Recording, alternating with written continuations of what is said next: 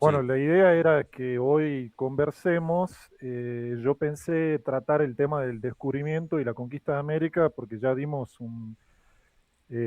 una mirada inicial del contexto prehispánico en las Américas intenté yo aquel día introducir la idea de que hay unos desarrollos que son previos y que son fundamentales para la formación de estas sociedades americanas que después van a ser descubiertas y conquistadas por la monarquía eh, hispánica, ¿no? Bueno, hispánica creo que se dice, para ser estrictos, desde Felipe II, pero bueno, no importa. No vamos a ser muy estrictos acá con ciertas cuestiones terminológicas porque si no, no nos vamos a entender y creo que sí nos entendemos. Entonces, yo había tratado de hacer esos desarrollos que son estas formas de domesticación, vidas sedentarias, protoestatales, estados, y bueno, ahora tenía en mente organizar de otra forma las cosas para que conversemos más y yo hable menos y tratemos de discutir, entendernos. Y bueno, yo cuando estudié el descubrimiento y la conquista, eso se estudia en América 1. Yo soy estudiante de licenciatura en Historia en la UNT, en la Universidad Nacional de Tucumán. La materia esta la da, sería América 1 ya. Eso la da un profesor que es excelente, que se llama Santiago Bliss. Él fue mi profesor, se podrá imaginar cómo le rompí las bolas a ese pobre trabajador, porque estos son temas que obviamente para cualquier hispanista son muy apasionados, ¿no? Entonces yo cuando lo estudié lo vi separado yo lo separé como en tres partes. En una primera instancia, que es la etapa antillana, que dura más o menos unos 20 años, que es desde el descubrimiento de América en 1492 hasta, o la segunda etapa ya sería la entrada de Cortés en México, que si no me falla la memoria es en 1519. Entonces son unos 30 años más o menos de etapa antillana, que después se agota, se pasa a una etapa de México, y después hay una tercera etapa que es la del área andina, que ya no es Cortés, sino Pizarro. Entonces yo pensé que hoy conversemos acerca de esta primera etapa antillana. Como contexto general, ustedes saben que la historia se la separa en antigua, medieval, moderna y contemporánea. Tradicionalmente se lo separa así, es necesario separar para estudiar. En realidad la historia es un continuo, trataré de hablar de ello, de esta idea de continuo y no de ruptura. Entonces, el cambio de la edad medieval a la moderna sería el que nos ocupa hoy.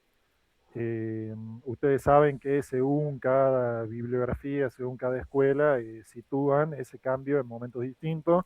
Nosotros, como somos hispánicos, yo diría que lo pongamos al cambio en 1492 como el cambio del medievo a la edad moderna. No significa que haya un corte, no significa que cambie todo, no, hay una continuidad de estructuras y formas de pensamiento que son medievales, que continúan y van de a poco cambiando y tiene una prevalencia, el pensamiento medieval y las estructuras medievales tienen una prevalencia hasta la edad contemporánea. Recién en la edad contemporánea hay ruptura con el mundo medieval. Eh, entonces, bueno, yo lo que les propongo es que me interrumpan todo lo que quieran, conversemos y vayamos dialogando del tema. Yo no soy doctor en nada, entonces ustedes no tengan miedo en interrumpir y en conversar y en discutir, en aportar y en decirme que me equivoco también.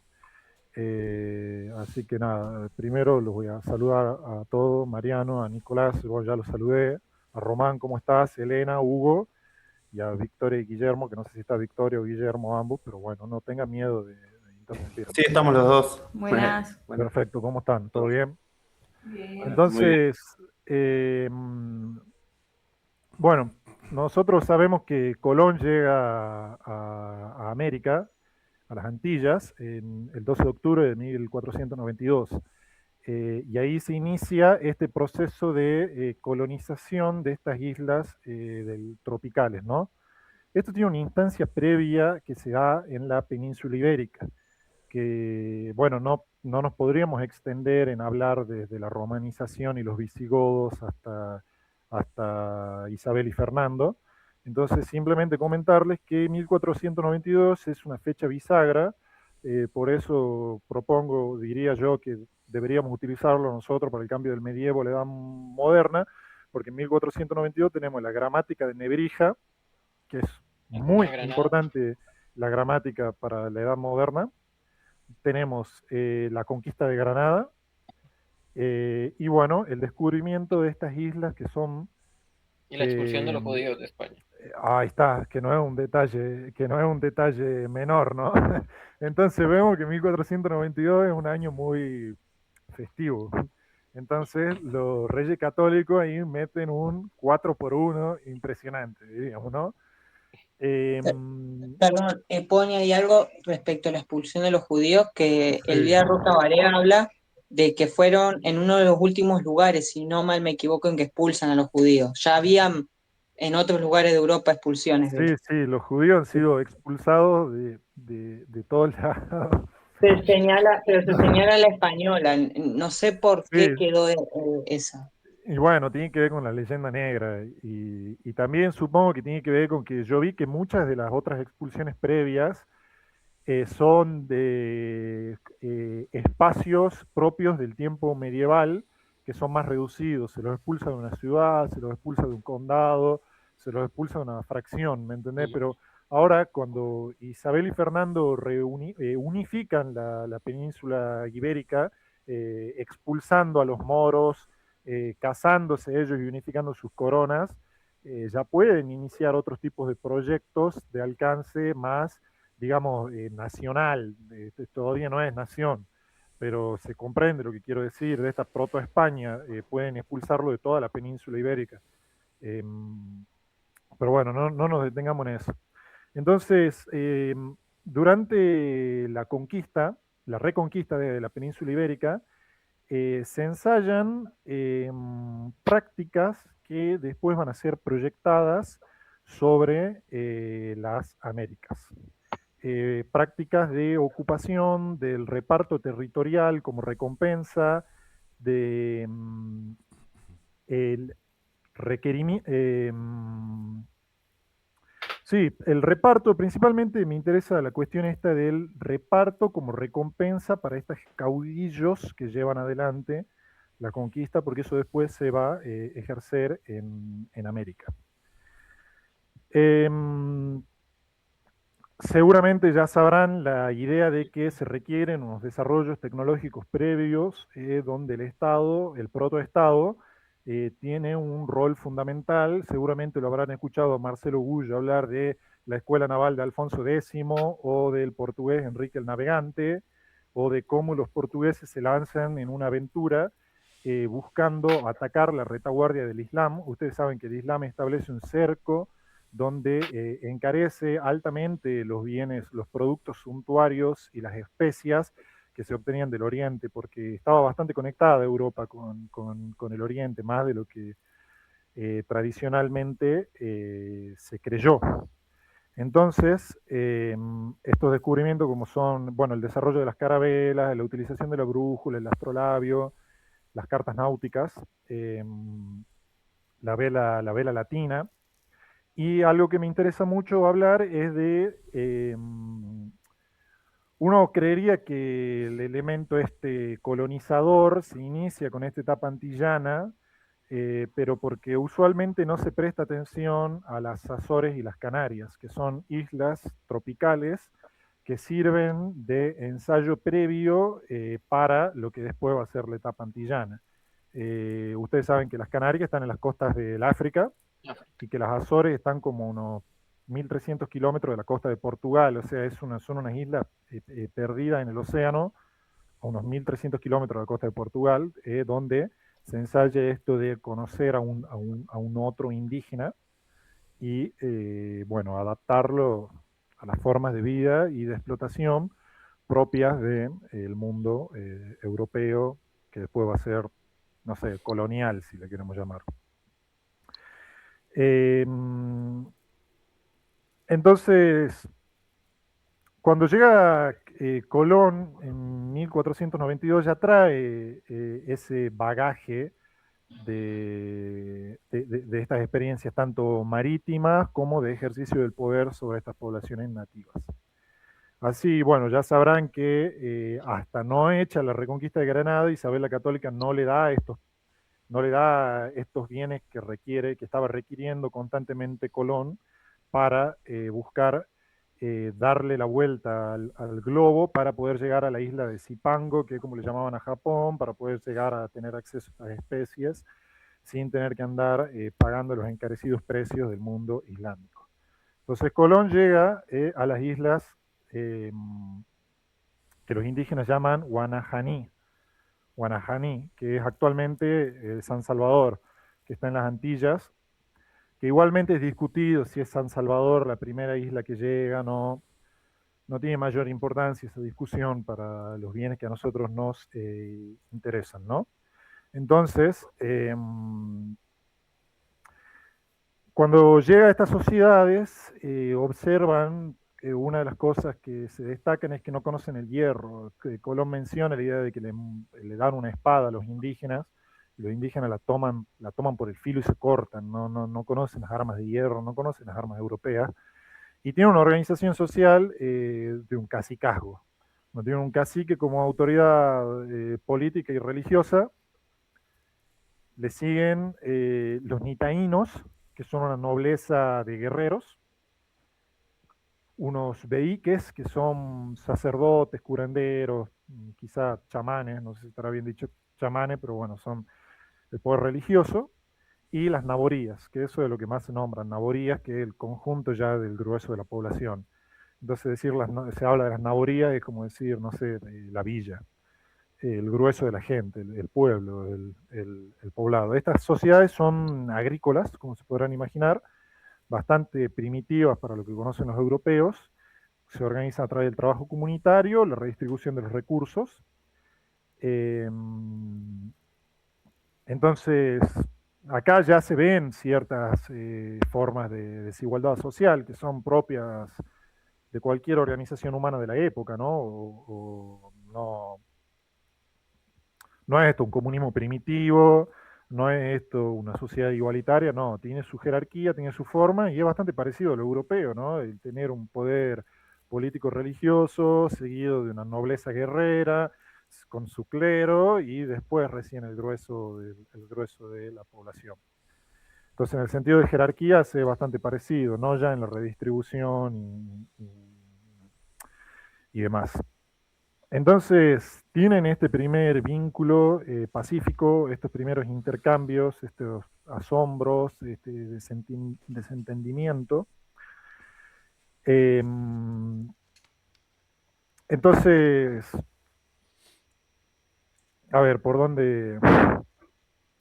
Cuando los reyes católicos llevan adelante esta reconquista, ya están sucediendo estos cambios del medievo a la edad moderna, y la monarquía empieza a intentar centralizar su poder y concentrar su poder, que eso es algo propio de la edad moderna, que es lo que después se llaman los absolutismos, que es algo que actualmente en la historia está muy discutida, la idea del absolutismo y demás, porque siempre hay niveles intermedios de negociación, de necesarios para la administración, donde aparecen otras jerarquías, pero aquí ya hay una tendencia en la que se busca eliminar eso, y después lo vamos a ver dentro de América, que se busca evitar crear una nobleza hereditaria como lo es en América, que eso es un obstáculo para el desarrollo de lo que después va a ser el Estado, que por lo pronto es solamente la concentración del poder en estos reyes. Eh, esto se hace con unas, con unas cartas. Se acostumbraba a leerles unos requerimientos, se dice a los indígenas que se los leía en español, supuestamente, y los indígenas no lo entendían, entonces si no acataban el requerimiento ya se autorizaba el uso de la violencia contra los indígenas. Pero bueno, a mí lo que me interesa hablar es del reparto indígena, que hablemos de eso, del reparto indígena, porque el reparto es algo que se hacía ya en la Reconquista, y a estos caciques se le entregaban haciendas, se le entregaban tierras, que pertenecían a los moros, pero se las encomendaban a un señor, a un caudillo cristiano. Entonces después cuando llegan estos hombres a América, se tiene la idea de que la prestación de un servicio a la corona tiene que ser recompensado de algún modo. ¿Y qué es lo que encuentran? Bueno, recompensarlo con el reparto indígena. Se ponen encomendados a un señor hispano, digamos, este conjunto de indígenas, donde supuestamente la obligación de este señor sería educarlos en las enseñanzas del Evangelio, de nuestro Señor Jesucristo, mantener un cierto orden y supuestamente protegerlos, a cambio de lo cual el indígena prestaría su servicio de trabajo. Entonces yo les digo, ¿ustedes qué creen de ese tipo de intercambio? Que sea la palabra del Señor a cambio de el trabajo. ¿Qué opinión tienen ustedes? ¿Cómo creen que el resultado de eso aquí en esta etapa antillana? Mira, yo me parece interesante esto que estás planteando porque para marcar una diferencia sustancial con el mundo anglosajón. Sí, Eh, Ahí nace la encomienda, ¿no? Los encomenderos es, le dan por el arrojo personal en la misión de ir a América, digamos, ¿no? Todavía no entendían que estaban en América, pero bueno, era un mundo nuevo, al que ellos llamaban mundo nuevo, o pensando que estaban en las Indias, pero que al encontrarse con este choque civilizatorio, parafraseando a Huntington, digo, tuvieron un carácter muy diferente al choque que le imprimió la, la civilización anglosajona. Es decir, encontrarse con civilizaciones totalmente diferentes, pero en lugar de desarrollar una hostilidad manifiesta, eh, hubo un ¿cómo decirlo? Un objetivo de misión. La misión era, de alguna manera, enseñarle a estos pueblos primitivos, según ellos lo veían, la palabra de Dios que para esta civilización hispánica, obviamente, era lo correcto, ¿no? Era enseñarles la verdad, que obviamente con un sentido de paternalismo evidente, eh, al encontrarse con una civilización con una etapa de desarrollo tecnológico mucho más inferior que el que traían eh, los españoles, y, y la diferencia que en lugar de generar una limpieza étnica lisa y llana como hicieron los anglosajones, acá hubo toda una actitud de integración y de aculturación. Si bien obviamente había estas diferencias y desde un paternalismo, ¿no? Desde un paternalismo de quien se sabe superior, eh, porque trae la palabra del Dios verdadero y trae un desarrollo tecnológico que está por encima, obviamente, de la etapa de desarrollo de estos pueblos agrícolas que ni siquiera conocían el hierro, ¿no? Como decían. Entonces, hay una actitud de compartir lo que se trae y de aculturar y de integrar en esa cultura a los pueblos que estaban asentados en las Antillas. Y a mí me parece que eso es muy importante porque habla de la concepción comunitaria de la misión católica, que en ese momento era la monarquía católica, ¿no? La monarquía católica que se hacía y se pensaba a sí mismo como un proyecto de monarquía universal. Pero con esta cosa de la visión de un Dios bondadoso, de un Dios integrador, eh, que, por lo menos en esa etapa, después viene la controversia de Valladolid, donde, bueno, entra en el debate estas cuestiones y evidentemente también sale triunfadora esta cuestión de que sí, que tienen almas, que estos aborígenes tienen alma y lo que hay que hacer es evangelizarlos para salvar, para salvar. Porque evangelizar era salvar. O sea, hay que situarse en ese momento histórico, porque es muy fácil desde las universidades posmodernas que tenemos que sufrir hoy nosotros, decir, bueno, pero venían acá con esos aires de superioridad y bla, bla, bla. Pero a ver, vos te tenés que situar en esa época, en la cosmovisión existente y dominante de la época. Eh, y la intención real, más allá de que estaban los pillos de siempre, ¿no? Que querían sacar su tajada, pero eso existe en todos lados, ¿no? Había una concepción de misión de que a cada pueblo desconocido que se lo encontraba, integrarlo a la comunidad de Dios y pensarlo todo como una gran familia. Al menos en ese momento de ese choque, ¿no? Después, una cuestión aparte es con los africanos, que ahí ya la Les cosa, toca lo peor. claro, les toca lo peor porque evidentemente dictaminan que no tienen alma. Pero en principio, con los aborígenes americanos, había todo, que ya en que pensarlo desde ese punto de vista es pensar en una civilización de integración, eh, de inclusión y de integración.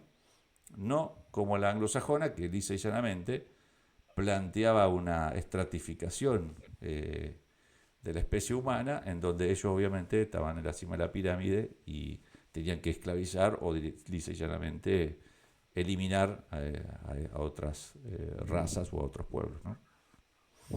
Sí, claramente, a ver, es difícil tratar el tema, muy difícil. Los anglosajones tienen una llegada posterior, tienen otro tipo de organización. Incluso el artículo este suyo de la Constitución Yankee, esto de bear arms, ¿viste? Esto de tener armas, bear arms, tiene que ver con la cosmovisión esta al respecto del indio, porque necesitaban que cada colono tenga un fusil, porque sabían que la superioridad de ellos era el fusil y mantenerlo lejos al indígena, lejos de la colonia de ellos, pero bueno, esto sería como algo posterior, esto de los anglosajones, sí, sin duda son modelos muy distintos. Y claro, desde está la intención esta de la integración, eso está claro. El tema es que siempre nos van a correr desde el hecho de que la praxis termina siendo otra cosa. Y acá esto yo lo voy a enganchar con algo, que es la idea de que esto, como todavía no hay Estado, los reyes católicos, si bien están en este proceso de concentración de poder, no hay una burocracia como para extender masivamente el control estatal, tampoco hay muchos recursos. Entonces, ¿cómo se organizan? A través de capitulaciones, que son una suerte de empresas privadas que obtienen el permiso de la corona, donde la corona o no pone nada o pone muy poco dinero, pero no establece un verdadero control sobre lo que de hecho se hace después durante esta expedición autorizada por esta capitulación. Sí, digamos, Entonces, sí le da, Gustavo, digamos, un marco legal. Es decir, un marco legal, yo exactamente. te autorizo a vos a ir a hacer tu empresa, vos vas, conquistás el territorio a nombre del rey, que son territorios para el rey, pero en realidad lo explotás vos y lo tenés como premio vos que hiciste, llevaste adelante esta empresa de conquista, ¿no? Digamos, es Exactamente. una especie de transacción en donde queda, digamos, un paraguas, entre comillas, legal de la época, ¿no? Eso Exactamente. perdón, lo replican los anglosajones en cierto sentido, esa encomienda, porque por ejemplo, cuando Linier tiene que combatir a los británicos y llegaban cartas ¿no? En ese entonces no recuerdo bien, ahí tengo el texto, básicamente siempre se encomendaba por la reina, digamos, ¿no? El, el destino de que los militares tenían el rol de conquistar tierras, pero en nombre de la reina. No sé cómo, ¿era Mira, algo yo, medieval? ¿Era algo mm, medieval eso o ya los católicos fueron los primeros por esto del absolutismo? no, no, mira, el absolutismo es posterior, ahora se está formando este proceso de concentración de poder que da lugar a lo que se llama después absolutismo, que después se discute y te digo que actualmente se debate, aunque queda el nombre, el que es historiador sabe que no hay absolutismo. Yo te la debo la historia anglosajona. No, no te voy a mentir, no te voy a inventar algo. No sé cómo se organizaron los anglosajones. Sí te digo que las colonias, esto de los peregrinos de escapar de Gran Bretaña hacia América no tiene la forma esta hispánica de ser a través de la reina, sino que ellos tienen primero un traslado, después tendrán sus conflictos de si tienen representación o no tienen representación. No vamos a hablar de historia anglosajona, no estoy formado en historia anglosajona y lo podríamos investigar y lo discutimos para el próximo encuentro. Pero ya siendo bastante posterior lo anglosajón, no... Sí, Victoria, habla sin pedir permiso, vos interrumpí directamente y habla que acá es bienvenido. Bueno, sí, yo tengo entendido que los ingleses y los franceses, más que nada, copian a posteriori el modelo imperialista portugués. Más que nada eso son cartas de navegación y de piratería, de corsos. No, Sí, la no patente de tienen tanto corso. que ver con la encomienda que se No, sí, llevó a cabo. la encomienda es otra cosa. Yo entiendo que Nicolás pregunta por el lado de la Claro. capitulación, que la capitulación sería esta. Claro, está buena la relación que hace con la patente de corso, también es una autorización que te da un marco legal para ejercer ese delito que es la piratería, entonces el pirata malo, corsario bueno. Pero bueno, continuemos entonces con la cuestión esta antillana. Entonces, de repente, como dice Mariano, está esta dimensión de integración y de reconocimiento que a su vez tiene este elemento paternalista porque se lo entiende al indígena como un menor de edad. Entonces se lo encomienda a un señor y este señor que, a ver, si este señor es un privado, yo les digo, no, ¿ustedes creen que va a ejercer o que no va a ejercer abusos sobre esta gente porque lo que buscan hacer es enriquecerse? Yo les pregunto, ¿ustedes creen que va a ejercer o no va a ejercer abusos un privado? No el Estado, un privado. Sí, muchos de esos privados han ejercido los abusos, evidentemente. Sí, no, Los ejercen hoy los privados, los ejercen exacto, hoy. ¿Cómo no exacto. queremos que se vea la explotación en 1492 si estamos en 2025 y hay explotación laboral? ¿Cómo queremos que no suceda Sin la duda, no, explotación? yo creo que es así, Gustavo, sin duda. Pero me cuesta creer que fue generalizado en términos de que todos hicieron abuso. Porque hay que pensar que la religión y el miedo a Dios en ese momento Sí, funcionaba como un freno importante desde el punto de vista ético-moral. Entonces, había toda una contradicción, ¿no? Estaba el interés material, obviamente.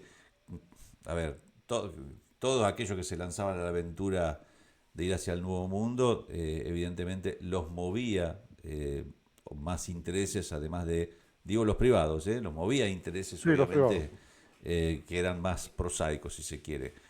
Pero, sin embargo, hay que entender cómo funcionaba la religión en ese momento y el poder de la Sí, religión en ese momento, que es mucho mayor a la secularización que hoy tenemos y a la relativización, ¿no?, de las religiones, que hoy ya no funcionan como ese dispositivo disciplinario de la persona individual, ¿no? El temor a Dios hoy no es ese mismo temor que existía en ese momento. Sin no, embargo, excesos, abusos y todo eso está documentado y existe. No fue una política del Estado que estaba en formación, obviamente. No fue la política de la reina, ni mucho menos. Ahí se ven los escritos de ella y las órdenes que impartía ella a partir de que inclusive incitaba a que se casen, ¿no? A posteriori, exacto. que se casen los españoles con las aborígenes. Y viceversa. Algo que es totalmente insólito si lo pensamos que en Estados Unidos recién los matrimonios mixtos creo que se permitieron a partir de la década del 50, 60 del siglo pasado. Y si no más, ¿eh? Si Bueno, no más. bueno, entonces digo, por eso me interesa muchas Sí, veces remarcar estas diferencias que son interesantes, porque ante la leyenda negra y el continuo machaqueo, ¿no? de batir el parche de que vinieron, hicieron el desastre, el genocidio, digo, a ver, desde una política de Estado que llevaba adelante directivas de integración, aculturación, mixtura sexual, incitación al casamiento, la diferencia que hay es pasmosa. Pero bueno, no quiero seguir, seguir adelante, Gustavo, Sí, si por me favor. permite, Sí, adelante, por Román, supuesto. sí, claro. que eso que dice Mariano me parece fundamental a la hora siempre de estudiar historia, porque hay un vicio muy común y es un error muy recurrente que se llama el actualismo. Tratar de entender con la moral de hoy, o como entendemos el mundo hoy con la cosmovisión de hoy, o incluso homologarla, ¿no? Cuando las ideas, con la moral, los derechos, todo son construcciones históricas de producto de su propia época. Entonces, por ejemplo, había nociones que en esa época no se manejaban, no se tenían. Por ejemplo, la idea de la raza. Esa es una idea muy posterior. El racismo por el color de piel. Como tal, antes era más una cuestión religiosa, cultural, que sí había discriminación, había sociedades de clase, pero en esa época lo normal era que el que ganaba la batalla se imponía y hacía esclavos a los que derrotaba, ¿no? Lo que no era normal en esa época era considerarlos iguales, otorgarles derechos.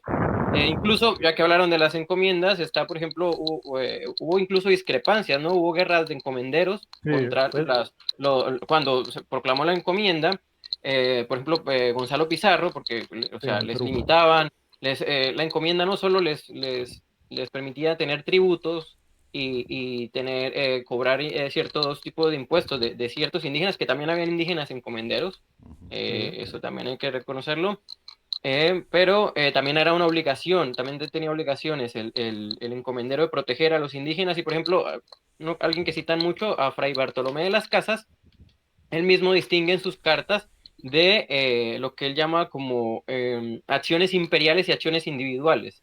Él le dice al rey Carlos I, Carlos V, como quieran llamar, eh, que sí habían abusos, pero que eran en contra de la voluntad del rey, porque el rey mismo había dado estas órdenes y como usted mismo las ordenó. Y de hecho las nuevas leyes de encomenderos que proclamó esto Carlos V fue precisamente para proteger a los indígenas por unas cartas que recibió tanto de Fray Bartolomé de las Casas como de indígenas alfabetizados que le enviaban, le escribían cartas a Carlos V. sí. Entonces, la cuestión del racismo. Y otra figura, se habla mucho de la figura de la institución de la encomienda, pero otra institución de la que no se suele hablar tanto es de las reducciones, que eran tan común como la de las encomiendas. Sí, Y en las pero reducciones, la reducción ¿cuál? es bastante posterior, ¿no? Es Sí, bastante posterior a la etapa esta y también tiene que ver con la sí, muy educación posterior. y han sido Con muy educación, efectivas vida las reducciones, ¿eh? comunitaria, trabajo colectivo, propiedad colectiva, era una especie de protosocialismo Sí, que los jesuitas tenían. Entonces, eh, la cuestión, por ejemplo, dice Marx que la esclavitud en su momento fue un progreso histórico. Y a nosotros, muchos marxistas nos dicen de que decir que la conquista de América fue un progreso histórico, nos dicen que eso es una aberración cuando eso está en el mismo, eso es marxismo puro. Eso fue un progreso histórico. ¿Por qué? Porque antes se le asesinaba al otro, después ya no se le asesinaba, sino se le respetaba la vida, se le conservaba y se le ponía a trabajar. Eso es un progreso, porque es que las cuestiones, o sea, la moral como la entendemos hoy tuvo un proceso histórico, un progreso, ¿no? Con avances y retrocesos. Entonces, no entender eso es de base, pues no entender bien la historia. bueno, entonces hay tres cosas que están destacando. Una, la visión trascendental de la vida que es propio de aquellos tiempos, la religión, visiones escatológicas que tienen que ver con la idea del... Había un sentimiento milenarista para la época, se creía que se venía el fin del mundo después del descubrimiento de América, porque se entiende en el mundo cristiano que cuando la palabra de Dios llegue a toda la gente del mundo, ahí empieza el fin del mundo, las cuestiones del catejón, el apocalipsis y demás. Después, la otra cuestión, la de los privados, una monarquía con poco poder porque el Estado está en unas instancias muy formativas, muy primigenias, no hay Estado todavía, entonces al haber poco poder se utiliza esto de los privados, sus concesiones de derecho y demás, y estos métodos de recompensa que es el trabajo forzado de los indígenas. Y la otra es la cuestión que destaca de esto del actualismo en la historia. Yo les digo, compañeros, no se preocupen que eso está muy superado en la historia gracias a la antropología. La antropología enseña a pensar las culturas en su lógica interna.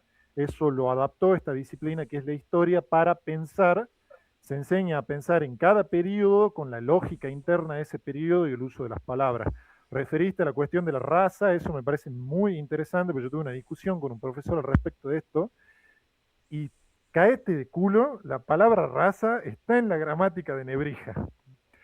Solo que no, obvio no es el concepto, no es el concepto que tenemos hoy. Se creía que los que tenían raza eran los no blancos. Entonces todas las castas entrarían, serían como las razas. Entonces estarían ahí dentro los negros, los indígenas, los mulatos. O sea, no blanco estaba dentro de razas. En la gramática de Nebrija estaba esa palabra. No, no quiero decir eso, que haya una sociedad organizada alrededor del color de la piel, ni que haya una lógica racismo como se lo entiende en el mundo actual, que es que lo que se impuso de la visión anglosajona de esa palabra, ni nada por el estilo. Entonces, bueno, entonces tenemos estas monarquías formativas muy en su proceso de concentración de poder, con muy pocos recursos, que aprendieron que una forma muy buena de llevar adelante la guerra es recompensando a los caudillos con estos repartimientos. Bueno, de repente ustedes se pueden imaginar que una sociedad que vive de manera comunitaria no hace una acumulación de capital. Son sociedades muy primitivas. Viven al borde de la subsistencia. Juntan lo necesario, cultivan lo necesario y no hay una acumulación para el mercado. Entonces ustedes se pueden imaginar que de repente la introducción de este hombre europeo que lo empieza a reorganizar de estos modos y les empieza a exigir formas de trabajo para que trabajen las tierras de este señor y para que vayan a los ríos a extraer el oro, porque se les exigía una cantidad de oro, se les exigía una cierta cantidad de oro que tenía que entregar cada indígena, eso era labor intensivo que se iba a los ríos, porque ya recién cuando llegue Toledo en el Perú van a haber formas más avanzadas de extracción de los metales. Ahora esto es como muy primitivo. Eso produce una desarticulación de todo el tejido social de estas sociedades tan primitivas, ¿no? Entonces de repente, ¿qué consecuencias creen que tiene esto? Desastrosas, ¿se imaginan? No es que el europeo haya hecho un plan y haya dicho, estos malditos indígenas, ahora les voy a desarticular su economía, no. Esas son consecuencias desastrosas que de repente se empiezan a ver y de repente se empieza a ver los indígenas morir exhaustos, los indígenas contagiarse de enfermedades, los indígenas con lo que se llama una de las teorías del desgano vital. Ya un día vamos a hablar exclusivamente de las teorías del despoblamiento y cómo se han ido pasando y cuál es la que actualmente es vigente, porque el despoblamiento y el desplome demográfico es un hecho innegable. Ahora la cuestión es si es porque eran malvados los conquistadores, si es porque se hace un genocidio con campo de concentración, si es porque los indios de repente se ven desganados del desgano vital, ya no llegan a la casa y le dicen a la india, no, che, yo ya no quiero tener sexo, entonces de repente no tenemos hijos y empezamos a abortar, o es por la desarticulación económica que producen estas nuevas formas de explotación, o por las enfermedades que ni los propios europeos conocían que tenían semejantes consecuencias nefastas. Entonces de repente se empiezan a ver estas cuestiones y eso lo empiezan a discutir ellos mismos, lo ven, y de ahí seguramente le hayan escuchado el sermón de Montesinos, que es un sermón que él da en la isla de Santo Domingo, que es actualmente sería la Española, no, bueno, actualmente República Dominicana, que es la isla de la Española, que es ahí, bueno, en Santo Domingo, da Montesinos este sermón, acusando a estos encomenderos. Ya él ve esto en los privados, que son gente con ávida de riqueza, atraída por el dinero, y bueno, los acusa y les dice, a ver si tenía acá separada unas pequeñísimas citas de Montesinos, le dice, ¿con qué derecho y con qué justicia tenéis en tan cruel y horrible servidumbre a estos indios? Estos no son hombres, no tienen ánimas racionales, alma racional no les suena mucho a Aristóteles, ¿no? El animal racional, alma racional, todos estáis en pecado mortal y en él vivís y morís por la crueldad y tiranía que usáis con estas gentes inocentes. Entonces acá están estas visiones religiosas, la religión poniendo límites, diciendo, che, no podemos, estamos causando consecuencias atroces, no podemos continuar un poco por este lado. Después, el debate de esto va a producir las distintas instancias de las leyes de India que se van actualizando y que en los siguientes encuentros vamos a ir viendo esto de las leyes de India, la ley de Burgos, controversia de Valladolid y demás instancias. Entonces hay ya desde el principio, antes de las guerras de encomenderos que vamos a desarrollar cuando veamos el área del Perú, un cuestionamiento moral de estas formas de explotación. Hay también un reconocimiento de la humanidad plena del indígena, que eso no lo van a ver en su puta vida en el mundo anglosajón. Hay una denuncia de la explotación como pecado estructural. Ya ve él que la encomienda no estaba funcionando. Pero bueno, esto no es porque ellos hayan craneado el mal, no, simplemente era la forma de organización que conocían, van, la practican, lo operatorio es previo a lo inteligible, ven que falla y se empiezan a hacer preguntas, ¿cómo solucionamos esto? Es sabido que una de las propuestas de Bartolomé de las Casas, porque esto lo van viendo ellos, porque ya la introducción de los negros es muy temprana. Lo que pasa es que la masividad de la introducción del negro es posterior. Y bueno, una de las propuestas de Bartolomé de las Casas es traer negros y que los negros trabajen la tierra porque ellos ya van viendo cómo el negro es más, resiste mejor las enfermedades del europeo porque África tiene un contacto más estrecho, ya tienen además de que llegan los negros que sobreviven la travesía oceánica, digamos, o sea, ya ahí hay como una suerte de limpieza, ¿no? Hay una suerte selección, de como, una selección natural, digamos. Exacto, llegan los más fuertes, digamos. Los blancos también tienen que atravesar el mar. Sí, bueno, pero te aseguro que el blanco atraviesa en una condición mejor que la del negro ahí encadenado en la galera y alimentado a base de cebada y anda a saber qué porquería le habrá dado de comer esa pobre gente. No lo podemos culpar, eso es algo propio de esa época. La esclavitud es antiquísimo, la esclavitud está instalada en la mente de No, esa bueno, gente. pero se da mucho a posterior de la época que estamos justo hablando, ¿no? O sea, Sí, continúa la esclavitud. es Sí. como, hay muy pocas, en este periodo al menos, es como muy escaso lo que ha llegado. Sí, de hecho, Humboldt en el ensayo político sobre Nueva España, él dice que el número de esclavos, ya eso ya era para 1800, era del máximo el 15% en el mundo hispano, mientras en el mundo anglosajón era hasta el 85% de la población esclava, lo dice en ensayo político de Nueva España. Hay otra cosa también... 1800 ya. Sí, eso ya es muy 1800 ya, y ya a partir de esa época es cuando entendemos la esclavitud como la está narrando el compañero, así los negros encadenados, traídos sistemáticamente. Antes de eso, de hecho, pues el negro no fue introducido como tal en América porque ya estaba introducido en España, en la misma península, ¿no? Ya venían negros que llamaban ladinos, hay un etnomusicólogo muy bueno, peruano, que es afroperuano, tiene unas conferencias en Guinea Ecuatorial que se llama Nicomedes Santa Cruz. Es muy bueno, se lo recomiendo, explica muy bien esto. Él dice que el mulato ya venía hecho cuando llegó a América, que de hecho, por ejemplo, el primer negro que pisó el continente americano fue don Juan Garrido, creo que era el apellido, que él era un soldado de corte, era un soldado español, era un hombre libre. Él trajo el trigo, él fue el primero que trajo el trigo y sembró trigo en el continente. Él mismo le escribió cartas al rey diciéndole, mira, yo fui un siervo fiel, yo estuve en las peleas con Cortés, se me ocurrió traer estas semillas de trigo a ver si crecían acá y si crecieron, pero ahora estoy necesitando ayuda económica. Le estaba pidiendo ayuda económica al rey en unas cartas. Yo las leí hace un tiempo, ya no las recuerdo bien. Pero lo que quería decir de la esclavitud y que también por eso es bueno entenderlo como en su época. Primero, la palabra esclavo. Cuando hablamos de negros, siempre cuando se habla de esclavitud se asocia a los negros, ¿no? Cuando realmente, primero, los que han sido más esclavizados, si hablamos de colores de piel, porque los colores de piel, la misma palabra esclavo viene del latín slavus, que significaba eslavo.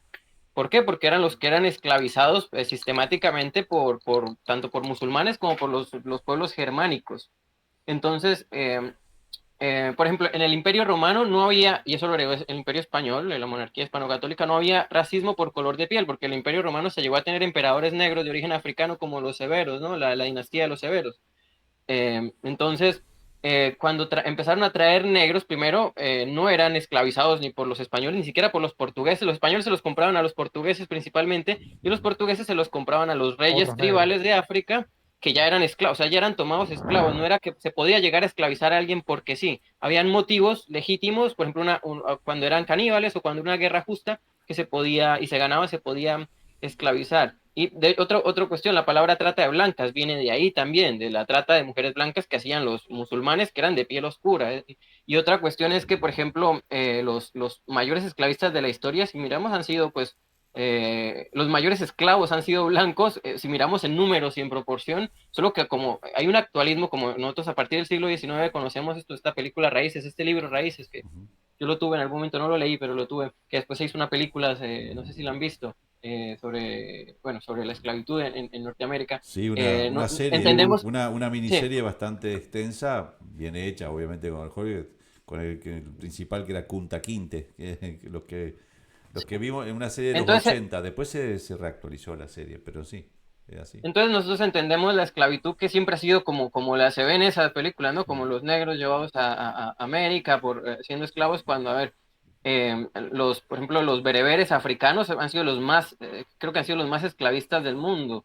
Los otomanos, estaba este líder indígena de Tanzania, que creo que era de origen, no me acuerdo de qué lugar de África era de origen, pero Tiputip era un rey que llegó a tener más de 10.000 esclavos. Es decir, nunca ningún blanco llegó a tener ese número, ni una décima parte de ese número de esclavos negros como los que tenían ahí.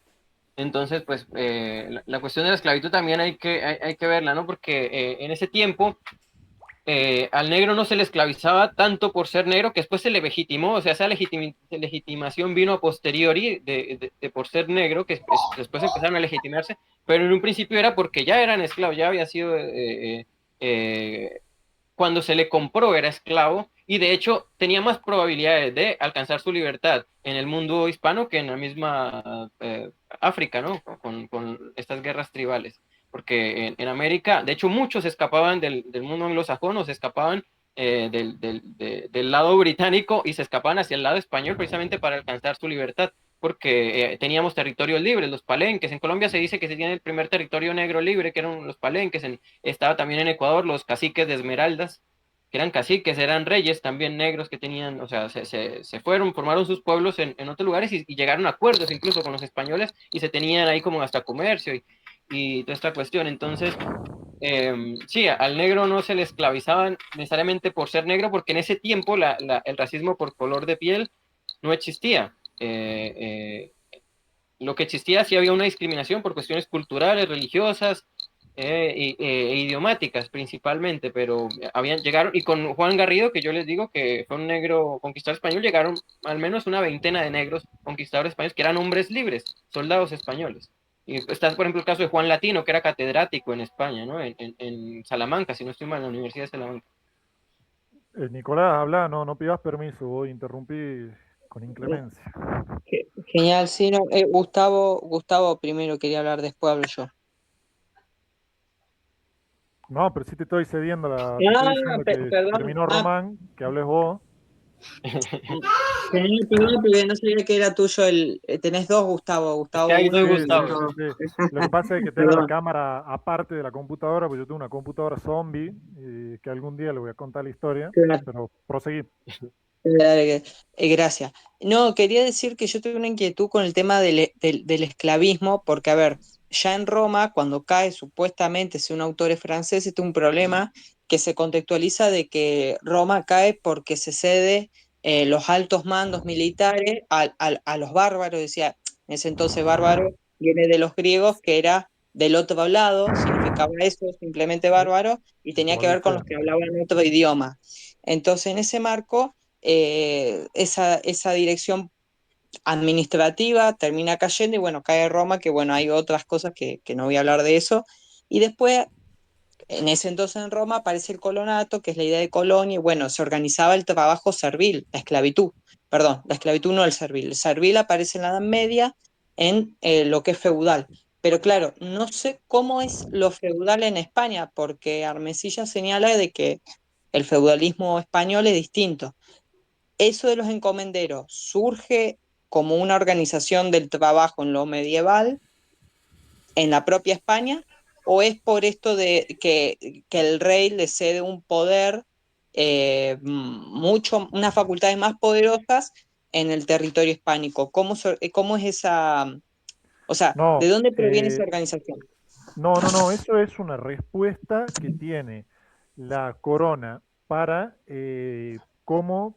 Es que acá todavía no hay una estructura para recaudar impuestos de manera eficiente y un tesoro poderoso de las arcas del Estado para que pueda andar financiando un ejército permanente para que lleve adelante esta conquista. No.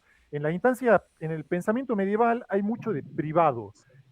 Muchas cosas que después son públicas son privadas.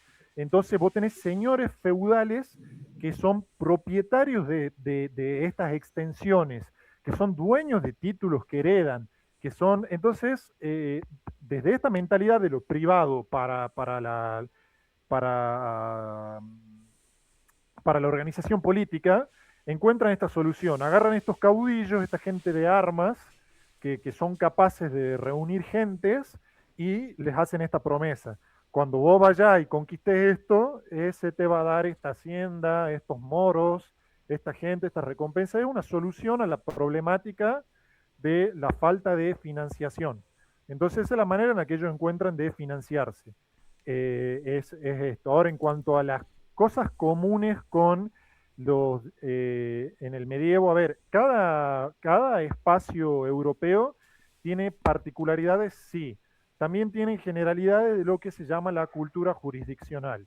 Pero ahí ya nos vamos a empezar a perder y no vamos a continuar el hilo de esto. Bien, Pero bueno, bien, espero Gustavo. habértelo. Eh, Claro, genial. Pero Es eso es para, reclutar caballeros. es para ¿Cómo? Nicolás, es para, a ver si se puede resumir esta figura. Es una especie de asociación público-privado, para que, trayéndolo a nuestros días, ¿no? Es decir, la corona, Público, sí, sí. sí, la corona le da el marco legal a este aventurero, empresario, emprendedor privado, que corre los riesgos por sí mismo y pone la financiación él mismo para llegar y conquistar un territorio del cual él se hace dueño y lo conquista a nombre de la corona, bajo el paraguas legal, político de la corona. Pero ese territorio es para su fruto de él. Pero él debe cierta, si se quiere, o tributación, eh, o cierta lealtad a la corona. Es decir, él hace esto en nombre de la corona, es decir, su finca, vamos a suponer, el tipo llega a un territorio, arma una finca donde empieza a trabajar, etcétera, y todo ese territorio legalmente pertenece a la corona, ¿sí? Como si hoy dijera, como si yo te dijera, Nicolás, anda a la luna y, no sé, conquistate 50 hectáreas en la luna. Bueno, esas 50 hectáreas son tuyas, pero son parte de la Argentina, ¿no? Si yo fuese presidente de la Argentina, estamos haciendo una analogía, ¿no? Media estrambótica, media de ciencia ficción, pero es decir, yo soy el presidente y yo te digo, vos pones el cohete, te vas hasta la luna, pones la nave, pones tus recursos, eh, levantate ahí un campamento en la luna y conquistate 50 hectáreas, esas 50 hectáreas son tuyas, explotá la luna, pero eso es parte de nuestro país. ¿Se entiende? Bueno, esto es lo que hacen estos tipos. Claro, Eh, ellos lo que están recibiendo es la legitimación, porque en ese mundo se entiende que el legítimo es el vasallo de un señor y esos señores tienen una legitimidad inventada propia de cada época. Actualmente son legítimos los estados, como dice Mariano, actualmente sería la Argentina. En ese entonces era un rey que te otorgaba esta partida que te legitimaba tu... Porque, a ver, para ejercer esta injusticia que es decir mando yo, eso requiere una legitimación superestructural, ¿no? Entonces, eso es lo que le está sí. entregando el rey. Entonces, bueno, estamos Y la hablando de la vía, esclavitud. bueno, Estábamos hablando no, de la esclavitud. Entonces, hay una caída demográfica de repente porque se desestructura esto. se sigue requiriendo el trabajo de la tierra porque si no nos morimos todos de hambre. Los señores siguen requiriendo este oro porque eso es lo que es la circulación de la riqueza, ¿no? O sea, la economía funciona a través del oro, hay que traer cosas, hay que moverse, hay que hacer los fletes del otro lado del mundo, eso es caro, se requiere el oro, pero de repente se empieza a morir toda esta gente. Entonces, bueno, una de las soluciones que decíamos que se encontraban era la traída de esclavos. Los esclavos son carísimos, los esclavos africanos son muy caros. Bueno, incluso podríamos decir que después Bartolomé de las Casas se retracta en su idea de la esclavitud de los negros y demás. Pero bueno, la solución que encuentran obviamente está dentro del marco del conocimiento de las cosas que ellos tenían previamente. Entonces hablamos de esta idea de guerra justa y que el conquistado era justo que se lo esclavice. Entonces, de repente, los indígenas eran racionales y no debían ser maltratados ni esclavizados, pero de repente se me empiezan a morir y necesito yo mover gente hacia mi isla, ya sea la Española, Cuba, Puerto Rico o Jamaica, necesito mover gente a mi isla para que trabaje la tierra, para que no nos muramos de hambre. ¿Qué solución han encontrado? Unas disposiciones reales de los reyes católicos que se dan en 1503 que justifican la esclavización de ciertos grupos de indígenas. Los indígenas no pueden ser esclavizados al menos que sean caníbales. Entonces de repente estaban los caribes que estaban un poco más al sur y que eran muy belicosos y le mandan cartas diciéndole al rey católico, miren, acá están estas tribus que son muy guerreras, que son muy sanguinarias, que son indómitos y encima son caníbales. Y el canibalismo es para la época una aberración inaceptable. Entonces ya el hecho de que esa cultura sea caníbal es justificativo para que sean esclavizados. Ahí ya entra una discusión, porque yo te digo, yo te aseguro que esto responde a necesidades, no cuestiones teóricas. Porque ahora está la discusión antropológica de si los caribes verdaderamente eran caníbales o si esto solamente era una justificación para poder esclavizarlos.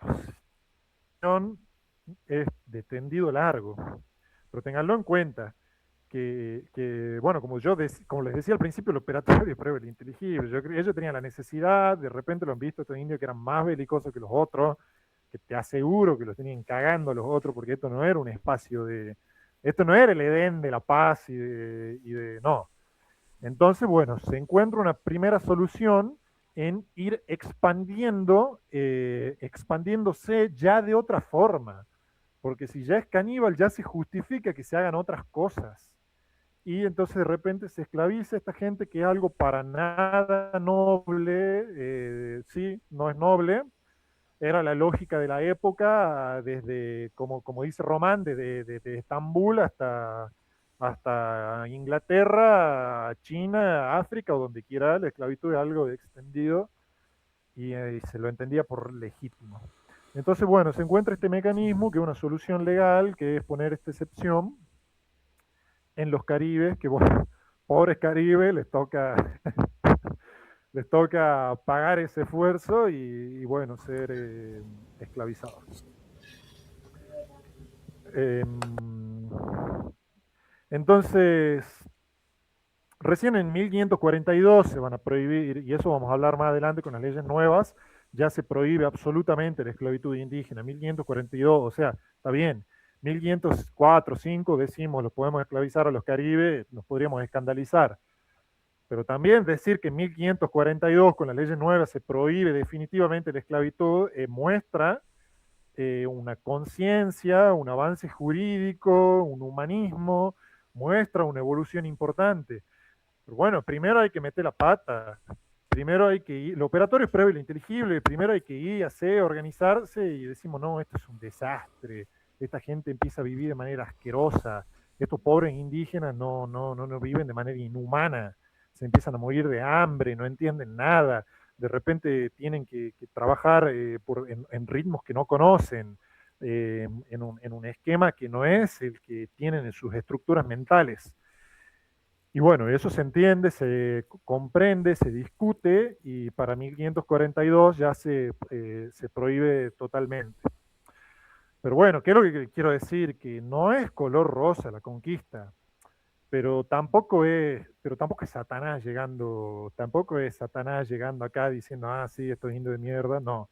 Entonces hay que distinguir lo que es la intención de este protoestado a los abusos que pueden hacer algunos privados, a las defensas y los límites que van imponiendo los hombres de fe. Que eso después lo vamos a ver en México, como estas empresas que se introducen ya en el continente van con estos límites, digamos, morales, estos límites, sí, morales que imponen estos capellanes y también contadores, que eso es interesante, que estos protocontadores que van controlando que se cumpla el quinto real, como las demás disposiciones de su majestad, que está del otro lado del mundo.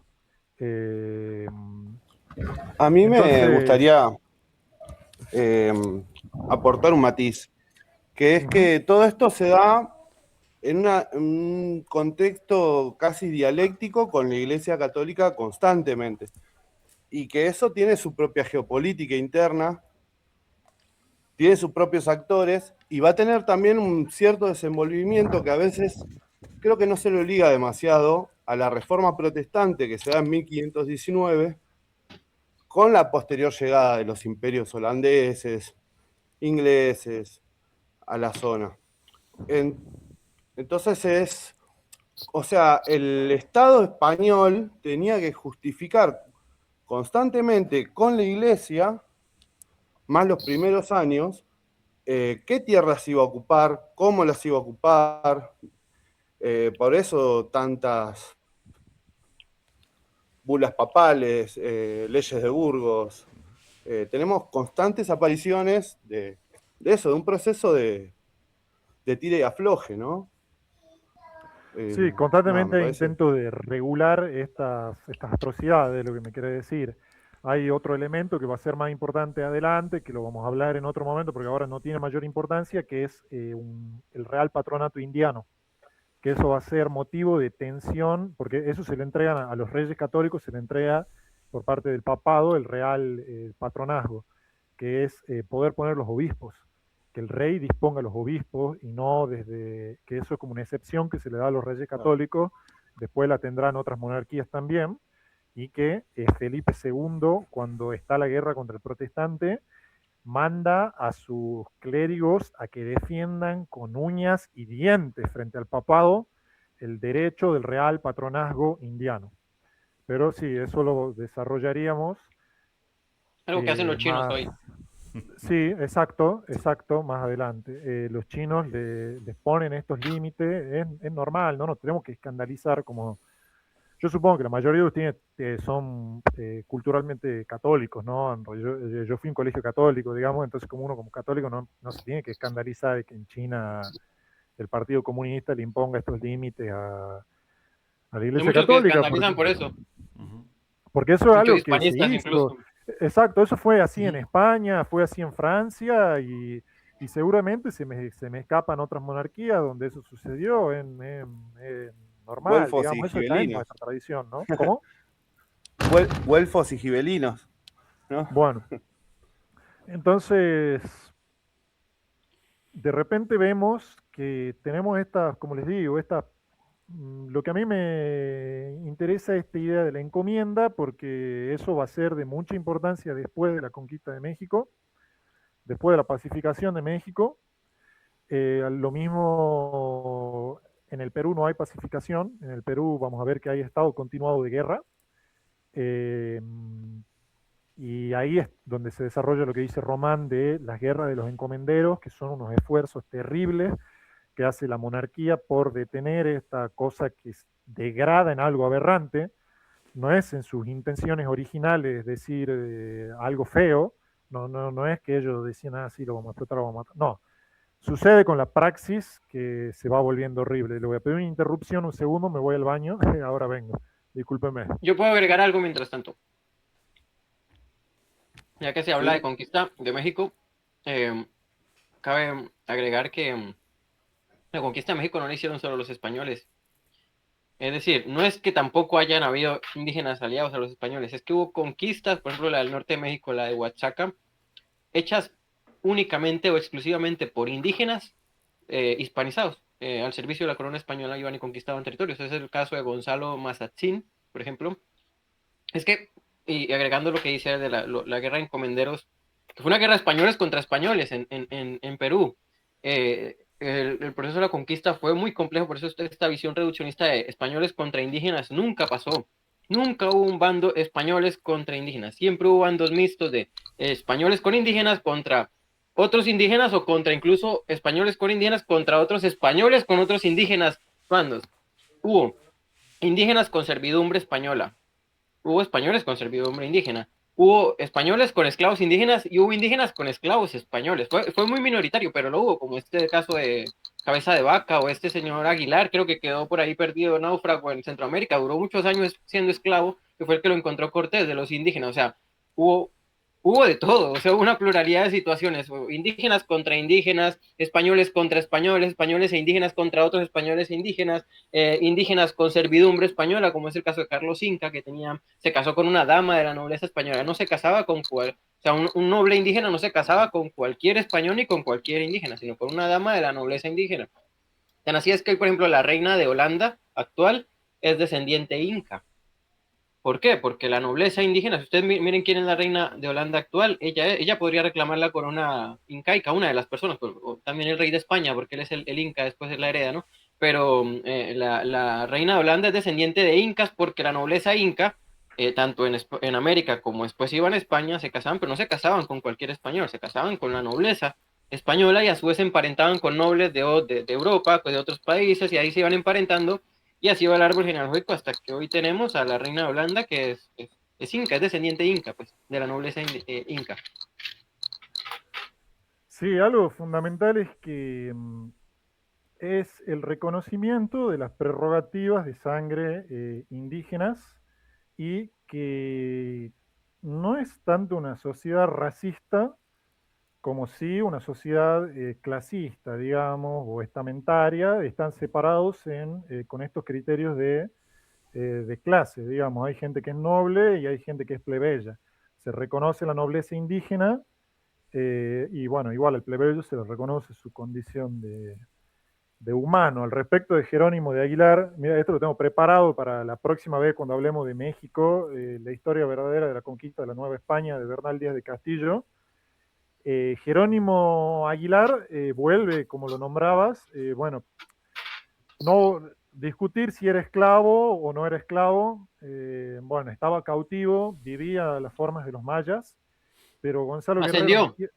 claro, entonces Jerónimo de Aguilar vuelve, ¿verdad?, con Cortés, se suma y es la lengua de Cortés, igual que la Malinche, ¿no?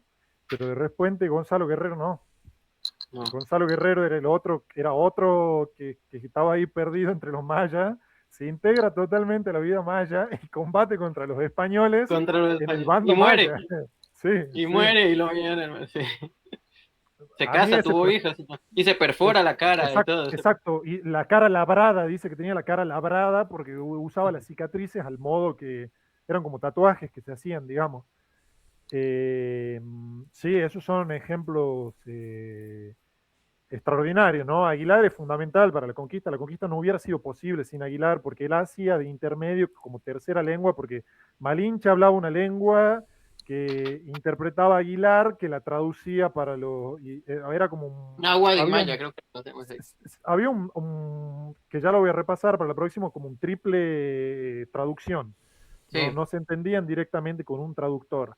Pero bueno, sí, están estos ejemplos de integración, de Estaba no Cabeza de Vaca racismo, de también. no biologicismo. No biologicismo. El biologicismo es como algo posterior, eso hay que entenderlo, ¿no? Esta gente cristiana está el español está muy acostumbrado al distinto. Ya está acostumbrado al moro, está acostumbrado al judío, está acostumbrado al africano, está acostumbrado a los indígenas de las Azores. No le resulta tan extraño ver que hay otras formas de vivir. Y después, cuando veamos lo que es la compañía de Jesús, ahí vamos a ver lo que es la verdadera protoantropología y el reconocimiento de las demás culturas y el reconocimiento de la superioridad de las culturas asiáticas, que se ven ellos admirados por los desarrollos de los chinos y japoneses, tanto que los clérigos que iban a América trataban de saltar desde América hasta Asia, porque les gustaba las formas asiáticas, les parecía más avanzado, más civilizado, querían ir a estudiar eso. ¿Cómo podía ser que haya gente que sin conocer la palabra de nuestro Señor Jesucristo viva tan civilizadamente y tan justamente? No veo yo un anglosajón en esa. Pero sí, sin duda.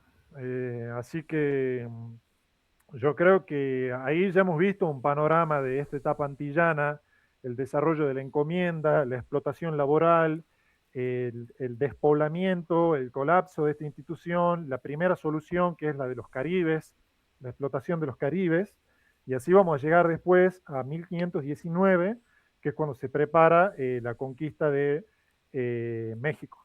Entonces, para la etapa antillana ya hay primero unas experiencias en el África, ya hay unas experiencias en las Azores y en las Canarias, y para la etapa de México ya hay una experiencia antillana previa y una exploración de esa región, hasta que se llega al continente en 1519 Cortés, que ya tenía experiencia en la guerra en Cuba. Entonces yo creo que ahí podemos cerrar un poco este repaso, y si hay algo que quede de conversar, discutir, hablar, lo vayamos viendo. Sí, por ahí mencionar que también es importante la llegada de Solís al Río de la Plata en 1516 en esta etapa. Bueno, y después varios conquistadores detrás de él, al Mar de Solís, al Mar Dulce, ¿no? El Río de la Plata. Sí, hay toda una exploración de la región, digamos, sí. Sí, sí, sí. Claro, sí, Desde sí, se Asunción. largan en competencia. Con los portugueses, más que nada, ¿no? Sí. ¿Algún otro aporte, discusión, opinión? No sé qué opinan de Otro críticas, aporte todo. No, que haría esto, yo, que casi nunca se menciona al Sí. llamado tercer conquistador, siempre se menciona a Hernán Cortés, a Francisco Pizarro, y el tercer conquistador para mí es uno de los más importantes, el único con título de abogado, eh, Gonzalo Jiménez de Quesada, que fue el conquistador de la Nueva Mm, Granada. De hecho, en él se inspiró Cervantes para escribir el Quijote. Cuando él escribe el Quijote, dice que no recuerdo cómo era el apellido, si era Quesada, Quijada o Quejano, que o por ahí llamémoslo Quijote, dice Cervantes. sí. Y Cervantes era sobrino político, es decir, creo que era sobrino está emparentado no me acuerdo exactamente ya el grado de parentesco, pero él pidió venir a América también porque, inspirado por Gonzalo Jiménez de Quesada, fue que no se le permitió No se lo permite. a Sí, Cervantes venir a América. y menos mal que no le permitieron, porque si no nos perdíamos de la mayor obra de la historia de la Sí. literatura universal, ¿no? Lo Así que que, de pasa es cierto modo, que se puede decir que el Quijote fue el fundador de la Nueva Granada. El Quijote realmente existe.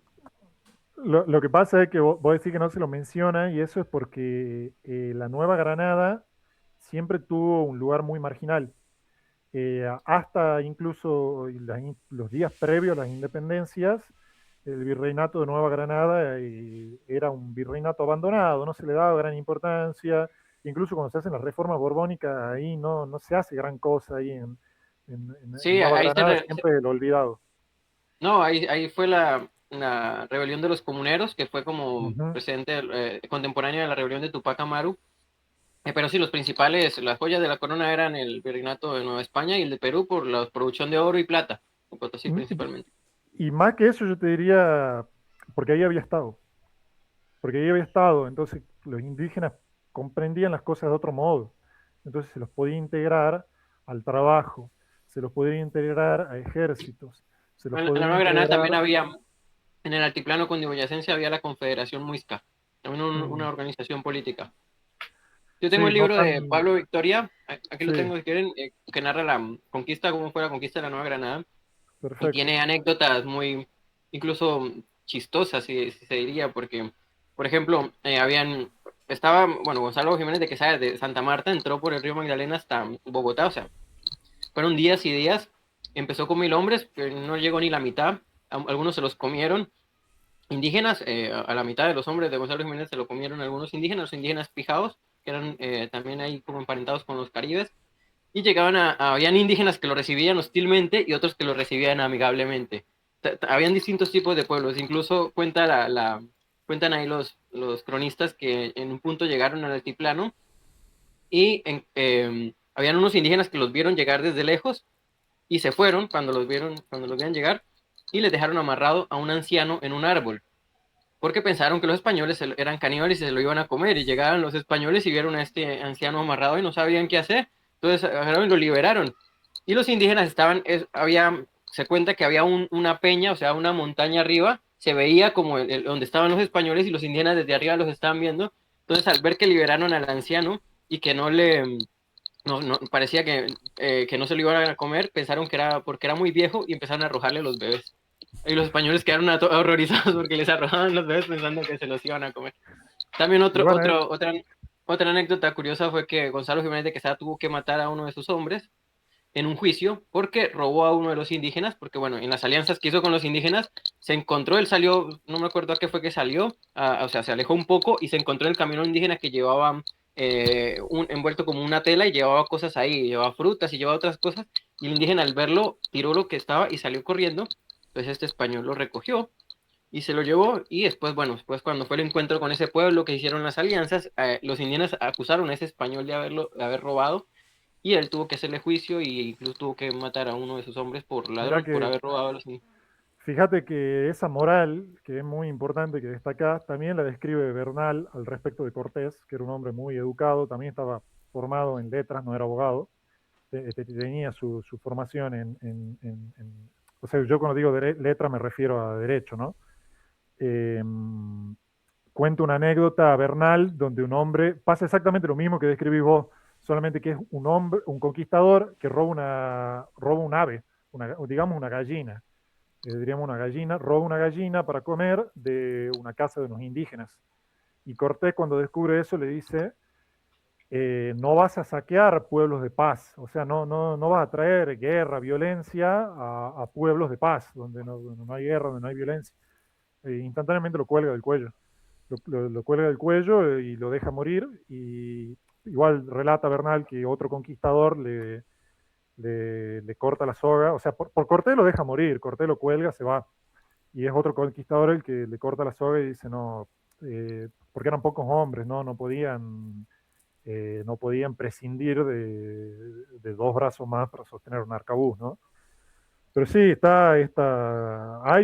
hay claramente límites morales para la conquista, pese a todas las atrocidades que también hay, que son propias de los contactos humanos, así como estos desentendimientos entre culturas tan dispares.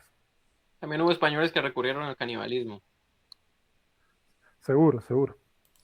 Me interesa, Gustavo, que entonces que más o menos limites en el tiempo esta etapa antillana, sería de 1492 a 1519. 1519, 1520, que es ahí Bien, ya es la etapa que eh, vimos hoy y que las sí, autoridades políticas de esta etapa eran los reyes católicos, los reyes católicos. Después va a Isabel, ser Carlos, claro, Isabel y Fernando, claro. Isabel Fernanda, Después va a ser Carlos I. Isabel que muere en 1504, creo, Sí, y Fernando creo que en el 19, ¿no? 1519. sí, porque mira, si no me falla la memoria, para el 20 ya está Carlos I. Claro. Para el Sí. 20 que En era muy joven, era muy 1519 joven. me muere Carlos de Aragón, Fernando de Aragón, y ahí, digamos, ahí sí terminamos ya desde el casamiento de los Reyes Católicos un poco anterior. Pero bueno, en 1492, como ese año bisagra, donde se hace la conquista de la península, la expulsión de los moros, de los judíos, eh, digamos, la unificación peninsular y bueno, la expedición a América con el descubrimiento de América el 12 de octubre de 1492. Hasta sería la muerte de Fernando de Aragón, ¿no? Justo coinciden, sí. Sí. Y de ahí ya, como te digo, Carlos I, quinto, o sea, Carlos I de España, quinto de Alemania, ¿no? Es que De es Alemania. a quien le Eh, escribe Cortés. Cortés le escribe a él, le manda el oro a él, Quinto Real se lo paga a él. A los indígenas les habla de su señor Carlos. así es, justo coincide con el cambio de autoridad política. Así es. Los Trastámara, los Austria. Yo agregaría también que tan machista era esa sociedad que, entre comillas, que Isabel al morir no le dejó el poder a su esposo, sino a su hija, Juana. De Sí, hecho, sí. muchos dicen, aunque es una exageración, que Fernando de Aragón era casi que rey consorte, era rey de jure, creo que era, pero no era, o sea, no era, la figura no era propiamente rey consorte, pero la que tenía el poder muchas veces era Isabel de Castilla. Sí, se dice como que ella era la administradora y que que Fernando Fernando. hacía la guerra. Fernando hacía la guerra, iba en las expediciones, viajaba y que la corte, digamos, que la sostenía Isabel, digamos, sí. Sí, Isabel es un personaje recontra importante, ya ves como tempranamente tener a la cabeza de tu reino una mujer con semejante autoridad y poder. Bueno, ahora que está tan de moda el feminismo y otras cosas, ya vemos que no sé, tan nuevas no son, ni tan novedosas no son. Es que el Y, mayor honor que podía tener un hombre en esa época era ser siervo y súbdito de Isabel de Castilla. y sí, sí, sí, Por sí. eso digo, somos tan machistas y retrógrados los iberóforos panhispanistas que tenemos como máxima, digamos, autoridad histórica a una mujer. Fíjate vos, ¿no? Ella sería como la madre de nuestra La madre nación, de si nuestra queremos verlo civilización, sí, políticamente. de nuestra Nuestra nación, civilización. civilización. Claro, es la madre Exactamente. de nuestra nación. Fíjate vos que si seremos tan machistas y retrógrados, ¿eh? Los Y te panhispanistas. digo más, que desde la dimensión política es ella, y desde la dimensión Sí, religiosa es la Virgen María. sí, Porque acá se usaban sí, las imágenes de la Virgen María siempre. sí, sí. Y hasta hoy se siguen utilizando, y no sé, Virgen de Guadalupe allá y la Virgen del Valle acá, Ujú. y no sé, Belgrano encomendándose a la Virgen, y sí, el uso político de esto de la Virgen, que es un protestante no lo entiende. Es un protestante, Hace ¿en qué poco, posición deja la Virgen? hace poco estaba leyendo un artículo que dice que en Europa la mayoría de las guerras, un estudio que demuestra que la mayoría de las guerras fueron iniciadas por las reinas más que por los reyes. Mm. Vos decís que son histéricas porque tienen útero. Así es, compañero. Yo me parece que me voy despidiendo Bueno, si cerramos acá o si tenemos algo más que ir tratando. no, nada, Gustavo, me parece que estuvo excelente la caracterización de la etapa. Estuvo bueno, este cierre es fantástico, que nos encomendamos a dos mujeres, a la madre de nuestra nación, civilización y a la Virgen. Un cierre inesperado y fantástico. Lástima que no tenemos público feminista, pero bueno, porque se sorprendería, digamos, ¿no? Sí, Capaz que se replantearía algunas cosas, ¿no? Le hacemos Pero, catapult, como dice Santiago. claro, claro, No sabía eso, pero increíble, increíble dato, sí, Gustavo y Mariano y estuvo Román. estuvo muy bueno. La verdad que, nada, agradeciéndole a todos que hayan estado y esto está grabado, así que el breve lo subo. Y el próximo lunes, un recordatorio para el próximo lunes, vamos a hacer el taller de materialismo político. Así que vamos a entrar un poquito en la cuestión de la ontología. Tenemos preparadas unas diapositivas, así que quien les habla y Román, vamos a desarrollar un poco y esperamos que se integren todos y que todos pregunten y que se saquen dudas y que se discuta lo que vamos a tratar de exponer de la manera más facilonga, sintética y entendible posible. Así que nada, agradecimiento a todos los que estuvieron, a Gustavo sobre todo, que se tomó el laburazo de, de ir haciendo esta charla amena. Y el próximo, digamos, lunes hacemos el taller de materialismo político y el otro lunes, si Gustavo dispone, seguimos con el de historia.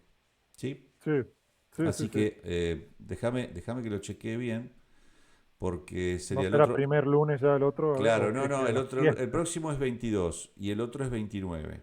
O sea, Ah, claro, entonces sí, sí, podría. sí, el 22 Queda perfecto. es, claro, sí, sí. El Y ahí el 20, 5 quedaría de política, digamos. claro, el 22 es materialismo político, el 29 historia y el 5 ya de enero volvemos con el materialismo político. No, pero digo, el 5 de enero ya es primer lunes Ah, de mes, perdón, claro, entonces ya es de es política, cierto, la reunión ¿cómo es? política. De actualidad política, eso. Sí, Ah, señor, sí. sí, señor, tenés Sí. razón, tenés razón. Así que haríamos materialismo político el 22, historia el 29 y el 5 hacemos la reunión, la primera reunión del año, que es la de actualidad política nacional e internacional. Sí, Ahí señor. está.